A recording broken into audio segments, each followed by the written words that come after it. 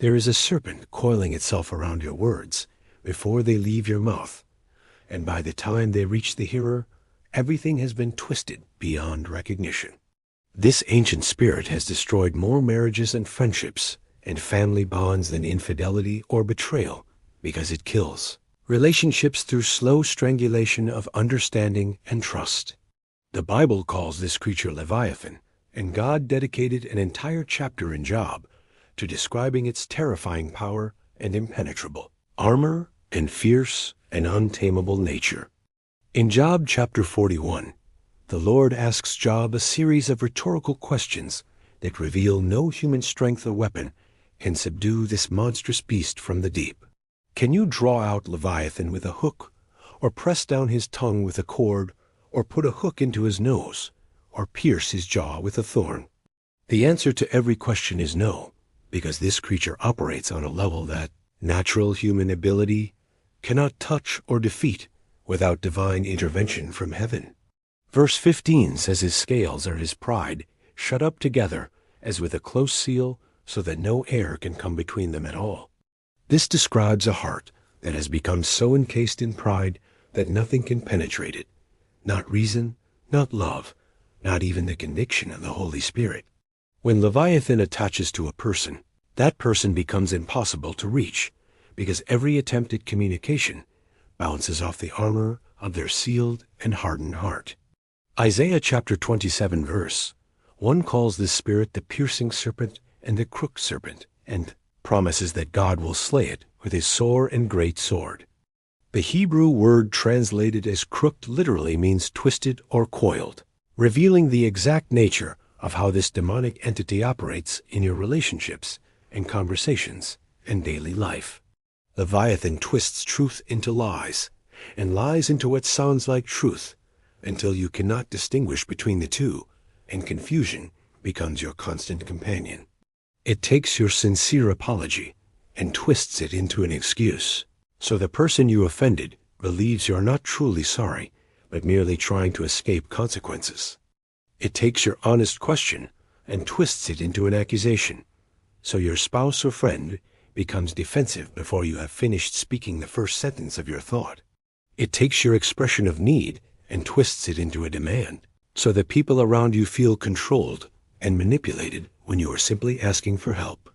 This is why you keep having the same argument over and over, because the real issue is never addressed, when a twisting spirit is filtering every exchange. You talk in circles for hours and end up more confused than when you started, because Leviathan does not want resolution, but only wants to increase the division. The spirit feeds on conflict and bitterness and the frustration that builds. When two people love each other, but cannot seem to connect no matter how hard they try. Many couples sit in counseling offices trying to learn better communication techniques, while a spiritual serpent is sabotaging every new strategy before it can be implemented. They read books and attend seminars and practice active listening, but nothing works because the root of their problem is not psychological, but deeply and profoundly spiritual. You cannot counsel a demon, and you cannot negotiate with a serpent. So you must address this issue with spiritual weapons that have divine power to destroy strongholds.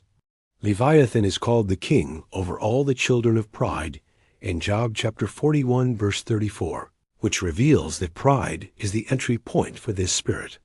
Where there is pride, there is an open door for Leviathan to enter and begin its twisting work in your thoughts and your words and your ability to hear. Pride makes you certain that your perspective is the correct one, and that anyone who disagrees with you is either foolish or malicious, or both at the same time.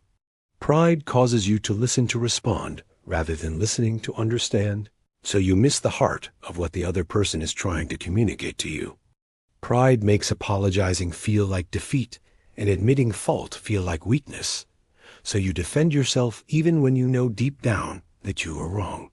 Pride would rather win the argument than preserve the relationship, and Leviathan exploits this tendency to drive wedges between people who belong together in love and unity.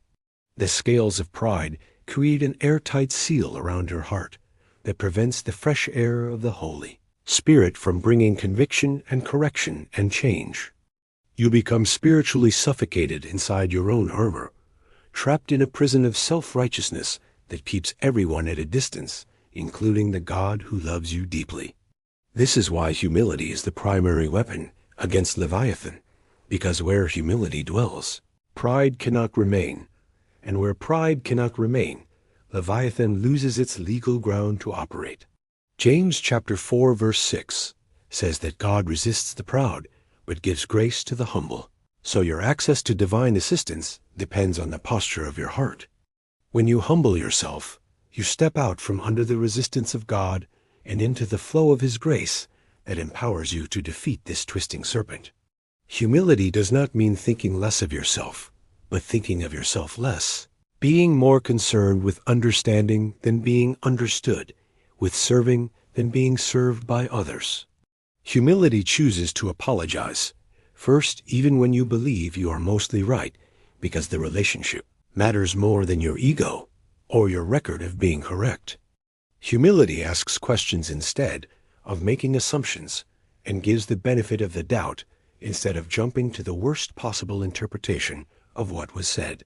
Humility is willing to say, I might be wrong, and I need to hear your perspective and help me understand what you meant by that statement. These phrases are like swords that pierce the scales of Leviathan because they disarm the defensive posture that keeps the twisting spirit in operation between you. But humility alone is not enough, because you must also directly engage this spirit in spiritual warfare and command it to loose its grip on your communication. Isaiah 27 verse 1 says that God will punish Leviathan with his sore and great and strong sword. And that sword is the word of God in your mouth. When you speak scripture with faith and authority, you are wielding the same weapon that God uses to slay this serpent and break its power over your life. Declare out loud that you reject the spirit of Leviathan and that you command it to release your tongue and your ears and your mind in the name of Jesus.